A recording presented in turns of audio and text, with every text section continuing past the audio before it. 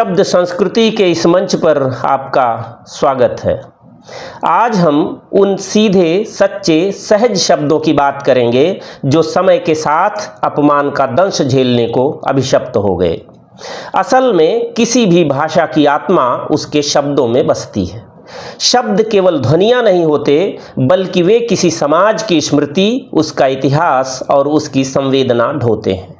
जब कोई शब्द अपमानित होता है तो केवल वह शब्द नहीं, बल्कि उसके साथ जुड़ा हुआ पूरा वर्ग, पूरा अनुभव और पूरी परंपरा भी अपमानित होती है। हिंदी में ऐसे अनेक शब्द हैं जो कभी स्वाभाविक, सहज और तटस्थ थे, पर समय की धारा में बहते बहते वे अपमान सूचक बनते गए। यह भाषा की राजनीति भी है और समाज की प्रवृत्ति भी। तो आज हम ऐसे ही कुछ शब्दों की यात्रा पर चलेंगे और ये शब्द हैं भकुआना, ठर्रा, गंवार और छिछोरा। इन चारों शब्दों की दुनिया में जब आप प्रवेश करेंगे तो एहसास करेंगे कि ये महज शब्द नहीं, समाज के मानस का बयान भी हैं। अंत तक जाते जाते आपको यह भी समझ में आएगा कि यह चार की गिनती हमारी सभ्यता की कहानी भी है। तो आइए अपनी बात भकुआना से शुरू करते हैं। गांव के देहाती परिवेश में यह शब्द बड़ा ही सहज और भोला था। भकुआना, भकुआना का अर्थ होता था अचानक चौंक जाना, विस्मय में पड़ जाना, मुंह बाए खड़ा रह जाना। कोई बच्चा पहली बार रेलगाड़ी देखे और मुंह बाए खड़ा रह जाए तो बुजुर्ग कहते थे, अरे भकुआ गया है क्या। इसमें किसी प्रकार का अपमान नहीं था, बल्कि एक स्नेहिल मुस्कान छिपी होती थी। लेकिन धीरे धीरे यह शब्द मूर्खता और बुद्धिहीनता का पर्याय बना दिया गया। अब यदि किसी को भकुआ कह दिया जाए तो उसका मतलब होता है अक्ल का दुश्मन, बेवकूफ़ इंसान। एहसास के तल पर उतरिए और सोचिए कि एक ही शब्द का सफ़र कितनी दूरियों को तय कर गया। अब यहीं पर यह भी समझ लीजिए कि भकुआना शब्द आया कहाँ से। इसकी जड़ देखें तो भक शब्द ध्वनि या आवाज़ से जुड़ा है। भक का अर्थ है मुंह से अचानक निकली ध्वनि। वहीं भकुआ मूलतः उस व्यक्ति के लिए प्रयोग होता था जो अचानक हुए आघात या आश्चर्य से बोल न पाए और केवल भक जैसी ध्वनि ही निकाल सके। यानी यह मूर्खता नहीं, बल्कि विस्मय और अचंभे की स्थिति को सूचित करता था। भकुआना के बनने के पीछे एक और व्युत्पत्ति की कहानी है। इस हिसाब से देखें तो संस्कृत का एक शब्द है भावुक। इसका अर्थ है जो जल्दी ही भावना में बह जाए, कोमल चित्त। इस भावुक से प्राकृत में बन गया भावुक और भकुआ। भकुआ भकुआ हुआ और ना जुड़कर बन गया भकुआना। बहरहाल भकुआना अचानक चकित, किंकर्तव्य विमूढ़ हो जाने के सहज भाव में प्रयोग होते होते एक समय बाद धीरे धीरे आश्चर्यचकित से मूर्खतापूर्ण की ओर खिसक गया।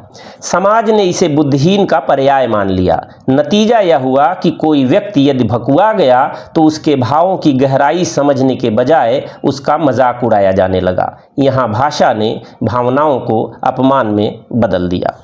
और अब आइए दूसरे शब्द ठर्रा की बात करते हैं। शराब के अनेक नाम हैं, सुरा, मदिरा, हाला, रसराज। संस्कृत ने तो उसे देवताओं का अमृत भी कहा। हालांकि देवताओं का सुरा आजकल की शराब नहीं है। उस सुरा को हमने गफलत में आज की शराब जैसा समझ लिया है। बहरहाल जैसे जैसे समाज में नशा उच्च और निम्न वर्गों में बांटा गया, शब्द भी उसी अनुपात में बदल गए। अंग्रेजी शराब, वाइन, विस्की, ये सब स्टेटस सिंबल बन गईं, लेकिन देसी महुए या गन्ने से बनी शराब को अपमान सूचक नाम दिया गया ठर्रा। ठर्रा कहना अब केवल एक पेय को नाम देना नहीं, बल्कि एक पूरे वर्ग को नीचा दिखाना है।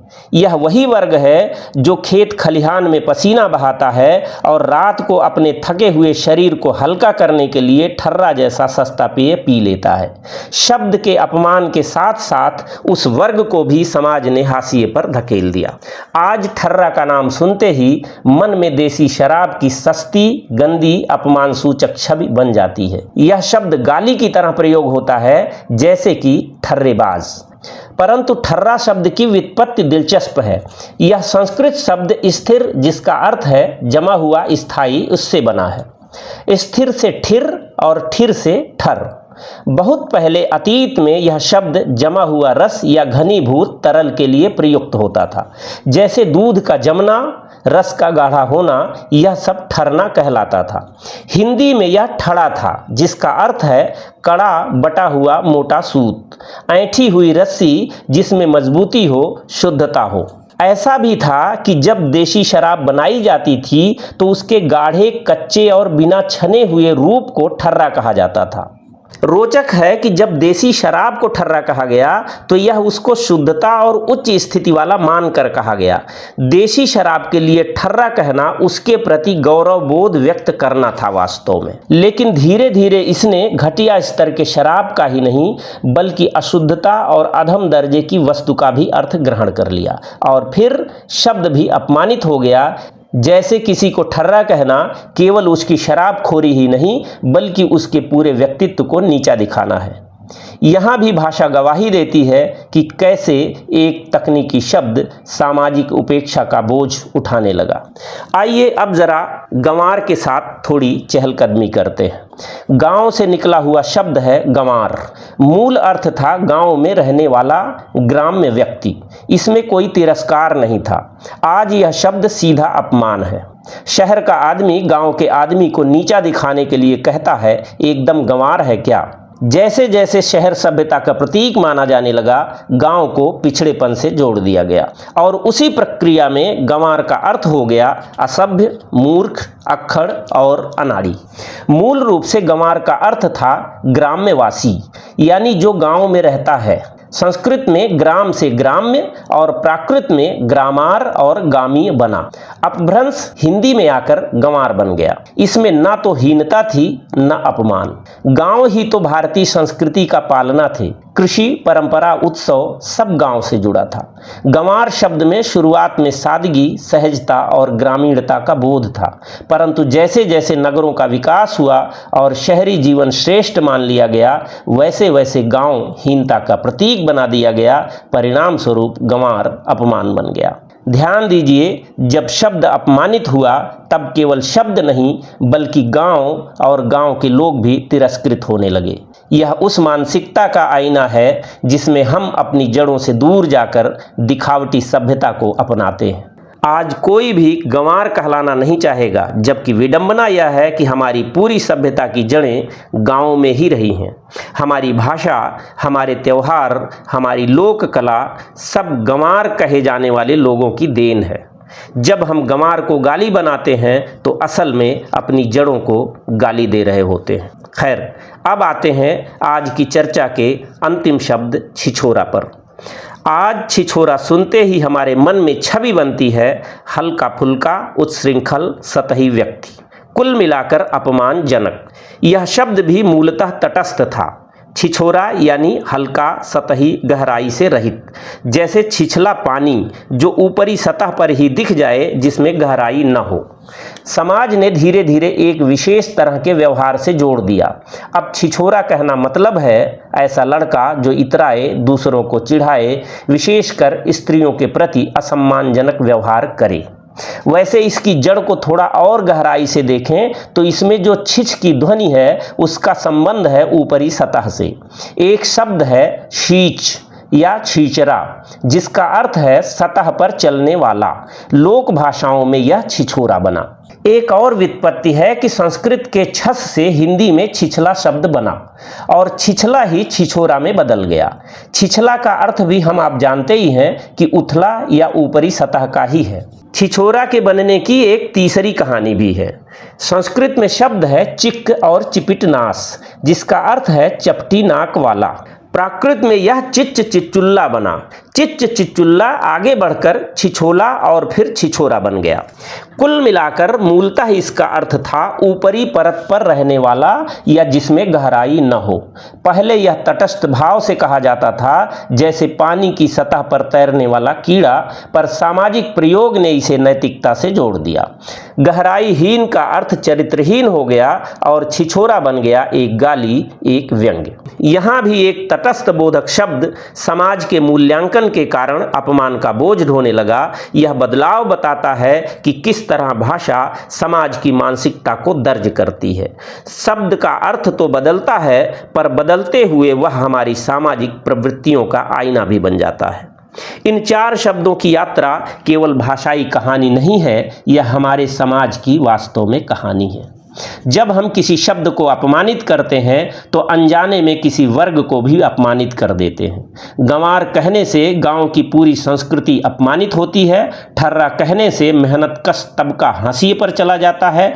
भकुआ कहने से सादगी और विस्मय का भाव मूर्खता में बदल जाता है। भाषा कभी अकेले नहीं बदलती, उसे बदलने में समाज की मानसिकता, सत्ता की राजनीति और वर्गीय विभाजन सब मिलकर काम करते हैं। शब्द अपमानित हो या सम्मानित, यह हमारे समाज के स्वरूप को दिखाता है कि हम कहाँ हैं। यदि हम भाषा के इन छोटे छोटे बदलावों पर ध्यान दें तो हमें साफ दिखेगा कि भाषा केवल संवाद का माध्यम नहीं, बल्कि हमारी सामूहिक स्मृति और चेतना की संरक्षक है। इसलिए ज़रूरत है कि हम अपनी भाषा में छिपे अपमान को पहचानें। हर बार जब हम किसी को गंवार या भकुआ कहते हैं तो यह सोचना चाहिए कि कहीं हम अपनी ही संस्कृति के किसी हिस्से को तो नीचा नहीं दिखा रहे। भाषा को शुद्ध करने से भी अधिक ज़रूरी है उसे संवेदनशील बनाना, क्योंकि संवेदनशील भाषा ही संवेदनशील समाज गढ़ती है।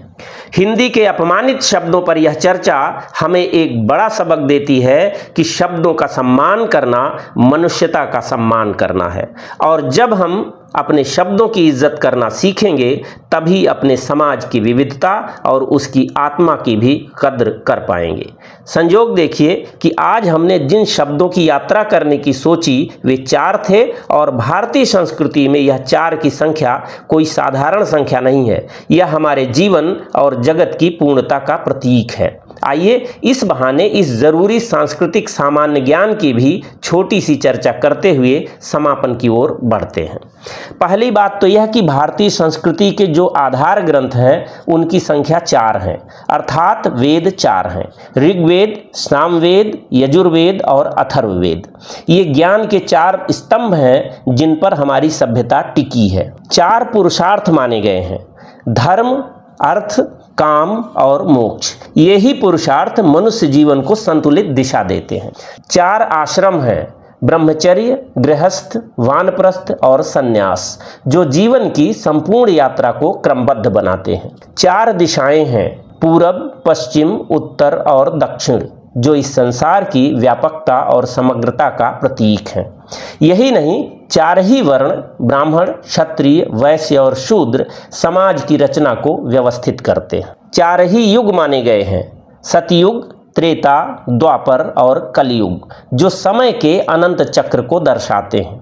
यहाँ तक कि वेदों में भी 4 चरणों वाली गौ को धर्म का रूपक माना गया है। अर्थात 4 भारतीय दृष्टि में संतुलन और पूर्णता का प्रतीक है। जब हमने 4 शब्दों की व्याख्या की तो यह संख्या मानो हमें स्मरण कराती है कि भाषा भी उसी संस्कृति का अंश है जहां संख्या, ध्वनि और प्रतीक सभी के भीतर गहरे अर्थ छिपे हुए हैं। इसलिए जब भी हम अपनी भाषा के शब्दों को अपमानित होने से बचाते हैं तो केवल शब्द नहीं बचाते, बल्कि उस संपूर्ण सांस्कृतिक दृष्टि को भी सुरक्षित रखते हैं जो हमें जीवन के हर मोड़ पर संतुलन सिखाती है। आज बस इतना ही। यदि यह यात्रा आपको सार्थक लगी हो तो इस विचार को दूसरों तक पहुंचाएं, क्योंकि भाषा बचती है तो संस्कृति बचती है, और संस्कृति बचती है तो हमारी पहचान जीवित रहती है। पूरी बात धैर्यपूर्वक सुनने के लिए बहुत बहुत धन्यवाद।